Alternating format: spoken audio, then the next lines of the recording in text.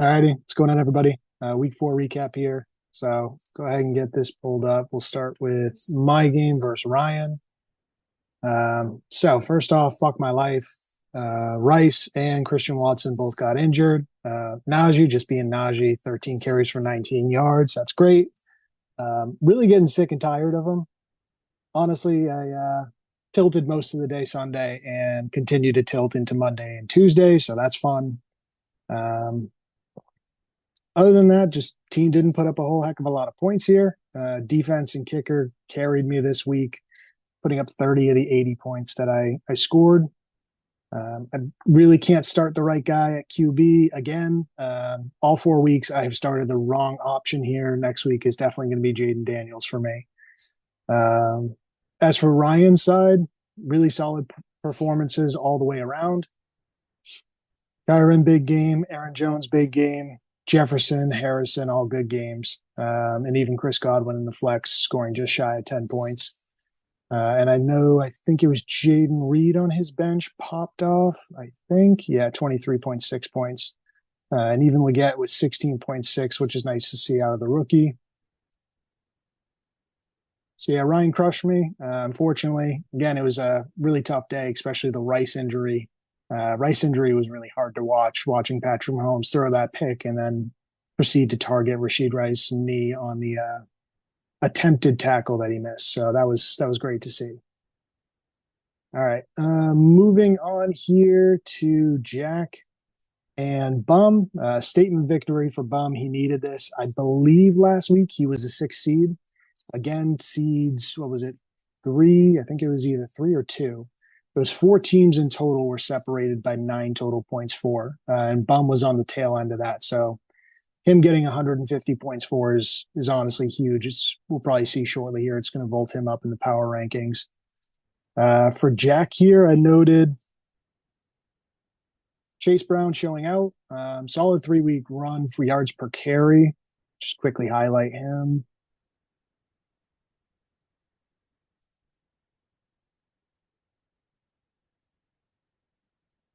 Yeah, so Chase Brown, 7.75, 8.86, and then 5.332.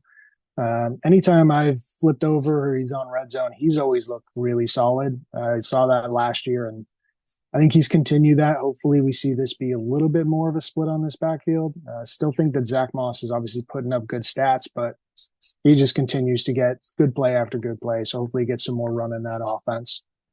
Another note I had for Jack here: Bucky Irving looked great. I think we're continuing to see the emergence of Bucky Irving. I don't think that backfield is that talented, but Bucky Irving is the guy there, in my opinion, and hopefully he gets some run later into the year. I don't really like Rashad White too much. Nico Collins, wide receiver 1 through 4 weeks. Honestly surprised me when I saw that stat. I think he's had one like kind of bad week, but it was still a somewhat decent game. Let's just see here.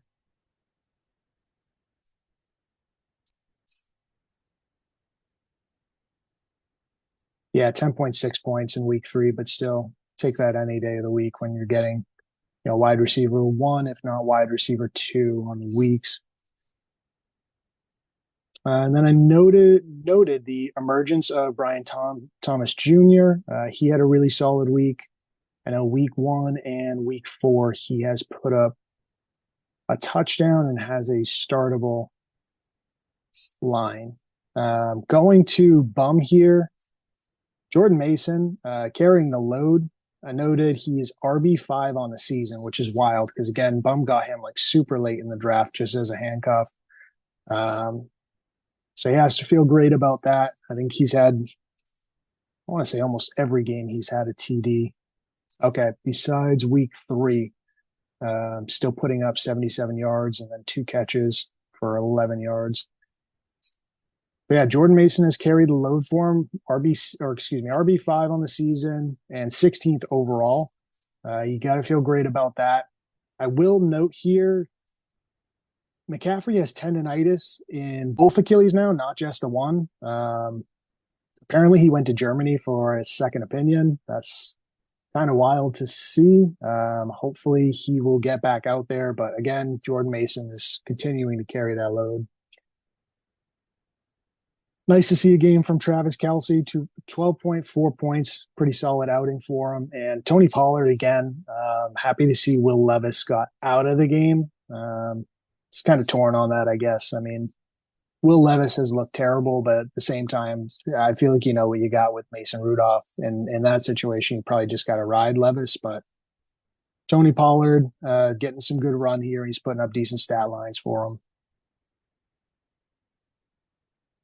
All right, moving on to the next game that I had. Next game I had was Kevin and Hermes. Tough week for Hermes. If he faces anyone other than Kevin or Bum, he wins the week. Really tough to see him 0-4 right now. This roster is better than 0-4. As Jack noted the other week, he would take Hermes' roster over his roster, which is a load of bullshit, but hey, is what it is. Again, Hermes, I mean, put up 122 points. Really nothing went wrong on this team. This was a solid outing for him all around. Just a tough loss in general. For Kevin, I just noted King Henry is still King Henry. Guy's a dog, and he absolutely walloped the Bills on Sunday Night Football. Kicker and defense. So Jack noted Fairbairn as his quote-unquote steal of the draft. He has certainly lived up to that. So Fairbairn is the kicker number 4 and 67th overall ranking for all players. So being a top 70 guy and that's your kicker, obviously really helps out. And his defense, same thing. I think the Niners are the third best defense. Yes, third best defense. And again, 61 overall. So kicker and defense are in the top 70 of all players at all positions, which is just wild. This combo has really helped him. Obviously, Kevin's a great team, but still, when your kicker and defense are giving you solid points every single week, it's a nice floor for the rest of the team. And other than that, I think that's all I had noted here. So yeah, again, Hermes, so unlucky, probably the new Nick, but tough loss. Next one I had is Ruff versus Jill. Ruff needed this win. He was 0-2, and that team looked stinky. 90 points, nothing to write home about, but still got the W. That's what really matters. Overall, pretty low-scoring week.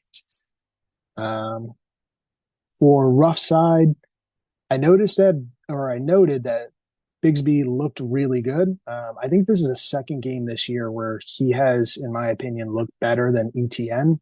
So Ruff's got to feel pretty happy about that. So his first week against Miami, 6.8 a carry. And then against Houston, only 7 carries, but 90 yards. He had a couple of big pops. And other than that, Mostert, I believe he was a game time decision. I know he was practicing last week. So hopefully he is getting Mostert back. And DeAndre Swift had a good showing for sure. As for Jill here, Mark Andrews, this is a tough one. I think, let me just go to him quickly. I want to say he's like 41st. Yeah. 41st ranking. Literally has not scored a point in 2 weeks and just has like crushed Jill. Other than that, the only somewhat decent week, and again, we've had just a terrible week for terrible year for tight ends, but 7.1 points against Las Vegas in week 2. And let me just pull my notes back up for week 4. The other one I noted here, James Conner, 3 out of 4 weeks was a top 15 back. Again, I get that he's older, but he's a really solid player and he's managed to stay healthy and he's continuing to just put up really solid lines for Jill. Last note I have on this matchup is Worthy's going to get some run going forward. I mentioned my tilt at the beginning with Rashee Rice. It seems like he's definitely going to miss some time, if not the rest of the season. So Worthy, that's great for her. Hopefully we can see a couple of big pop games for him, and he gets a rock going forward. All right, and then the last one here, let me just get back. Last one here was Rashid versus Carney. Rashid desperately fucking needed this win, so happy to see him get the win. Finally 1-3. And Carney, that Fantasy Pro subscription, just not paying off quite as much as you'd hope. Tough, narrow loss. Josh Allen certainly didn't help. Another one here with tight end scoring 0 points. Kyle Pitts, seeing Rashid put him on the block. Good for Rashid. I think a lot of us wind up holding on to players, me in particular, for far too long. So nice to see him at least get him on the block and maybe get an offer or two. And Rashid, I just noted here, a lot of depth on his bench. I think this week definitely, and last week, if I'm not mistaken. On his bench, he had multiple players that were putting up 10 plus points. So that's obviously great to see, especially when you get the W, that you just have a lot of guys who are getting points and you feel comfortable just playing the matchups rather than worrying about who you're going to start. Carney here, tough loss. Again, lower scoring week in general, but still, Ramondre and ETN basically putting up 12 points, 7 points between the two is definitely tough. Brian Robinson was really the only player on his team that really popped off. Robinson has looked unbelievable this year, so it's a great keep for him and a good call to have him on his team. And let me go to the weekly report.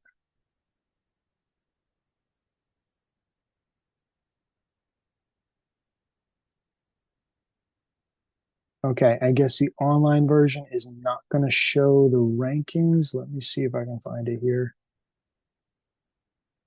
It's not the rankings that I want. Okay, I'm just going to pull this up on my phone.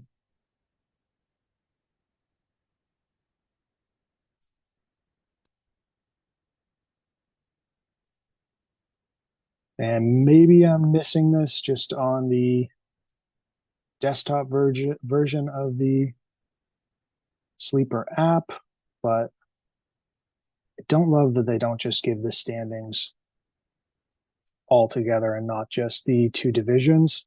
So standings right now, Kevin is at the top, 484 points for, still number one team, and number one team by a good margin. Bum, again, I said, 150 points this week, and 4 teams were separated by 9 points. So he jumped up all the way to power ranking number 2. He has 470 points for. Ryan jumped up 2 spots here, so he's at power ranking number 3. He has 422 points, 3-1 record. Jack bumps down 2 spots again, tough loss for him. 426 points for. He's 2-2. I bumped down 1 spot. Obviously, this week hurt me. I only put up 80. I had 406 points for. And Ruffin actually jumps up into the 6th seed, which is kind of wild because he had that 0-2 start. He is just shy of 400 points for, and he's a 2-2 team. Jill actually drops all the way down. So Jill dropped down 4 spots. She was number 3 in the power rankings. She had a total of 393 points for.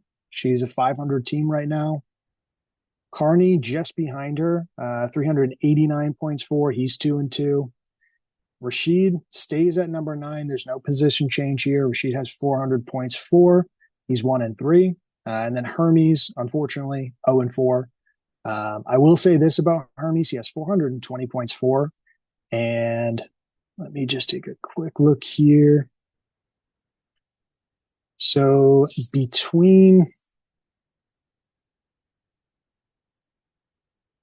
the 5 teams above Hermes, myself, Ruffin, Jill, Carney, and Rashid, he all has more points for. Jack, who is at 426 points, is position number 4, and Ryan, who's 422, position number 3, have just barely more points for. Hermes is absolutely getting crushed in points against, almost has 500. He's just had some really, really rough weeks against good matchups. So Hermes, a tough start. This happened to him last year. I'd like to say hang in there. He's definitely got the studs for it.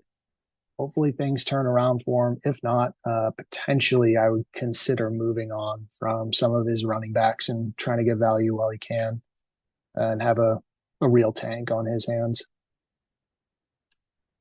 All right. And I think that's pretty much going to do it.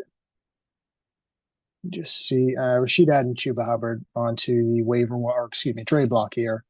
I don't think anyone's actually going to trade for Chuba Hubbard, especially with the rookie back and Jonathan Brooks coming back, hopefully sooner than later. I'd like to think that this league is smarter than that, than to trade for Chuba Hubbard. And Jack just sent me a text. Asked him if he wanted me to note anything, and Jack just responded back, tank alert for myself. That is his only note on the week. So rough week for Jack for sure. Hopefully we see the commissioner with a little more integrity than tanking, but hey, he makes up the rules. He said, I think it was 2 years ago at this point, it's going to be a committee for the decisions, but he's still going to have the final say. So I'm sure he's going to go back on his word when it comes to points on the bench, and he's just going to decide that he's going to get the first overall pick and probably rig it like he did with Nick a couple of years ago when it comes to the lottery. Just par for the course with him. Alrighty, so short episode this week. I think that we pretty much hit on everything. Alrighty. All right, that'll do it for me. Hope you guys have a good rest of your week and good luck on matchups this week.